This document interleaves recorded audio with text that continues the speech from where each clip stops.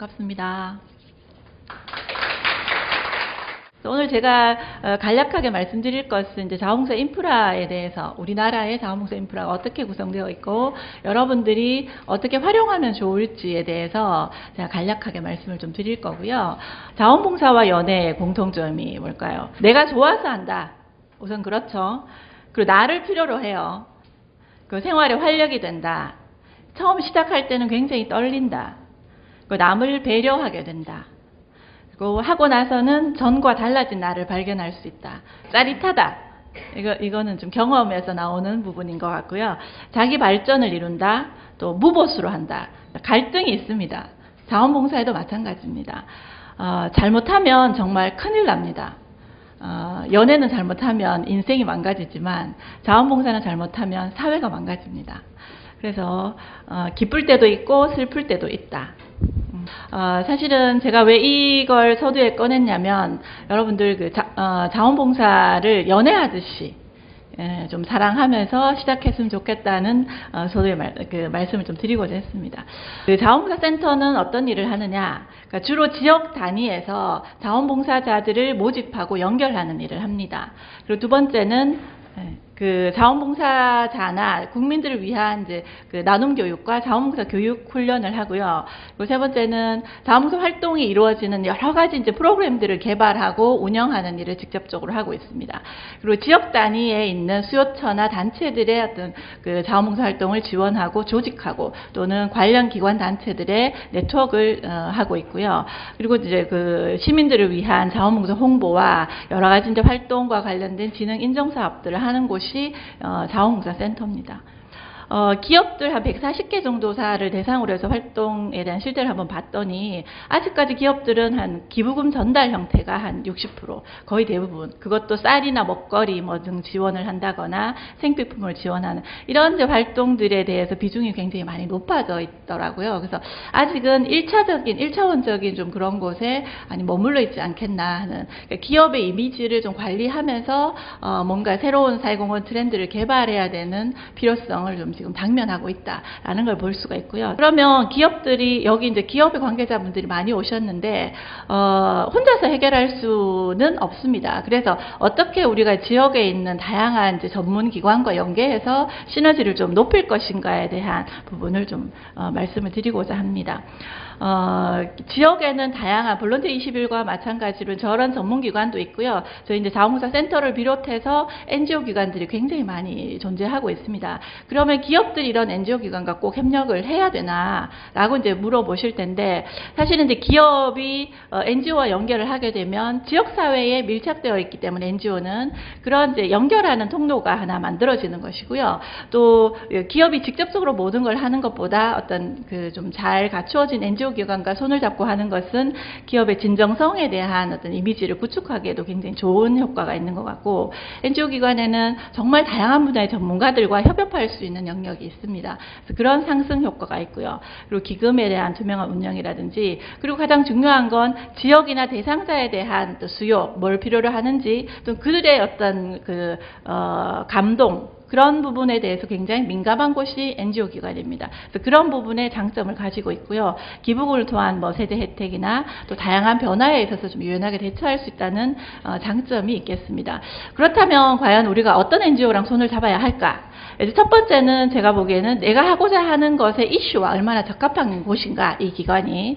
그런 부분을 좀 점검을 하시고, 두 번째는 이제 프로그램 전담자가 거기에 과연 있느냐. 그러니까 대부분 이제 그렇지 않은 이름만 있는 기관들이 좀 있습니다. 그래서 거기에 현혹되시면 안 될 것 같고요.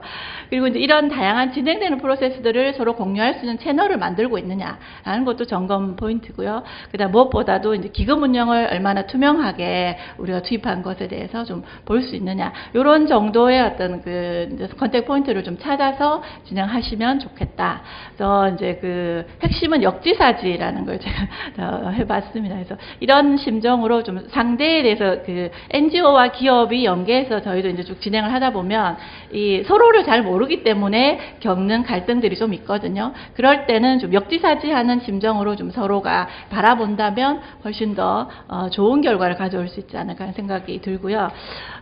제가 이제 몇 가지 키워드들을 좀 한번 제시하면서 마무리를 하고자 합니다. 첫 번째는 기업의 이미지를 일단 알리는 것이 목표다. 그러니까 우리 기업의 좋은 이미지를 어떻게 지역사회에 좀 알려낼 것인가에 대해서 좀 집중을 했으면 좋겠고, 두 번째는 현재 제가 트렌드에 대해서 잠깐 말씀드렸지만 사람들이 원하는 트렌드, 사회공헌이 가야 되는 트렌드들을 좀 분석할 필요가 있다. 그리고 이 기업이 대부분은 이제 위에서, 상부에서 쫙 하달해서 우리의 정책이 이거야 라고 발표하시는 경우가 많은데, 성공했던 경우 중에 대부분이 직원들의 공감적인 능력들을 이끌어냈을 경우에는 상승 효과가 굉장히 크더라고요. 그래서 직원들의 공감이 참 중요하다. 그리고 지역사회의 다양한 기관 단체들과 네트워크하는 것이 생명이다 라고 생각을 하고, 단기적이고 일시적인 그런 그 변화도 물론 활동도 필요하지만 좀 그 장기적인 전략을 가지고 사실은 접근할 필요가 있다라는 생각이 듭니다. 그리고 마지막으로는 무엇보다 가장 중요한 것은 지역사회의 변화, 대상자의 어떤 생활의 변화, 그러니까 내가 발견한 사회 문제의 변화가 핵심 목표가 되어야 한다라는 것은 불변의 진리라고 생각을 합니다. 감사합니다.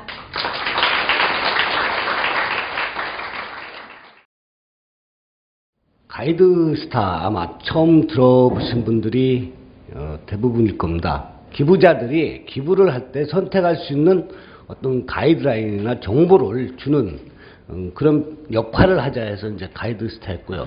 기부받는 쪽에 어떤 투명성이나 정보를 제공해주는 그런 시민사회 정보관리 시스템이 이제 필요해서 도입을 한 겁니다. 기부자들이 개인이든 기업이든 투명하게 운영되는 단체에 기부할 수 있는, 그리고 또 알아보고 싶은 거, 그 다음에 이제 사업 정보 등 이런 부분들, 그 다음에 비영리 단체도 마찬가지입니다. 기부자들한테 뭘 알리고 싶은데, 메이저급 큰 단체들은 뭐 마케팅 능력, 전문 인력, 지원도 몇백 명씩 있고요. 인프라도 잘 구축되어 있지만 중소 FPO들은 뭐 알릴 수가 없죠. 그런 부분들을 이제 공유할 수 있는 그런 중립적인 정보를 제공하는 겁니다. 그래서 이제 정보를 공시를 하다 보니까 이제 공개된 양식이 필요하다. 그래서 이제 사실은 가이드스타 때문에 기획재정부가 2007년도 말에 이제 자산 10억 이상 비영리 단체, 공익법인들은 국세청 홈페이지에 공시하도록 제도화를 했습니다. 거기에 가서 보시면은 이제 재무 현황을 볼 수가 있는데, 이제 초기에 시작되는 단계로 어떤 그 상당히 세무적인 용어가 많이 들어있고요. 일반인들이 보기에는 정보를 좀 얻기가 좀 불편하지 않나. 그래서 저희가 이제 미국에 있는 국세청, 또 영국 자선의원에서 공시하고 있는 양식들을 저희가 이제 다시 참조해서 만들었습니다. 그래서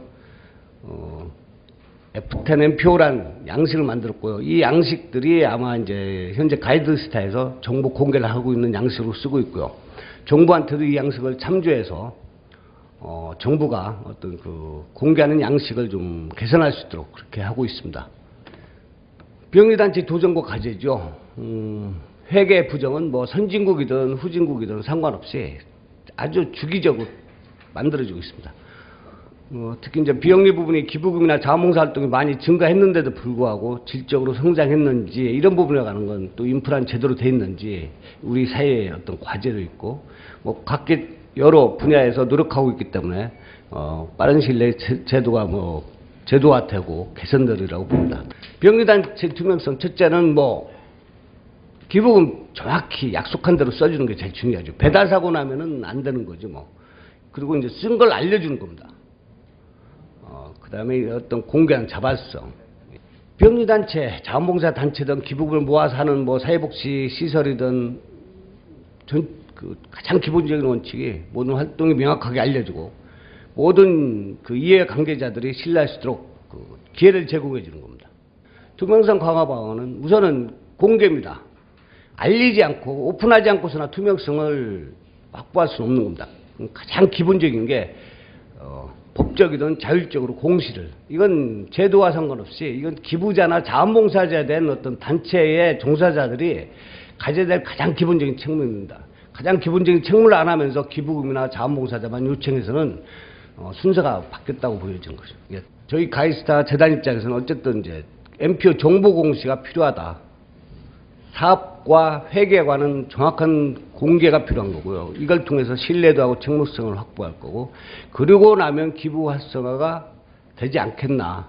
물론 이제 회계 공시 자체로 모든 걸 해결할 수는 없습니다. 하지만은 중요한 어떤 사회적인 이노베이션을, 비영리 조직의 이노베이션을 이끌 수 있는 동기를 제공했다고 봅니다. 정부가 제도화를 한 게 정부가 먼저 나서서 한 게 아니고 사실은 한국 가이드스타가 정부에 제안을 했습니다.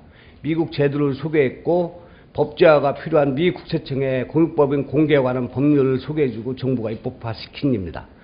아마 기업 쪽에서 제일 딜레마입니다. 기부요청을 받고 NPO하고 파트너십을 통해서 일을 하고 있는데 재정 약속한 대로 쓸 수 있는 부분에 관한 신뢰도가 상당히 사실 이제 걱정스럽죠. 아마 이런 부분들이 해결된다면 앞으로 믿고 좋은 파트너십을 만들 수 있지 않나 이렇게 기대를 해봅니다. 이상입니다.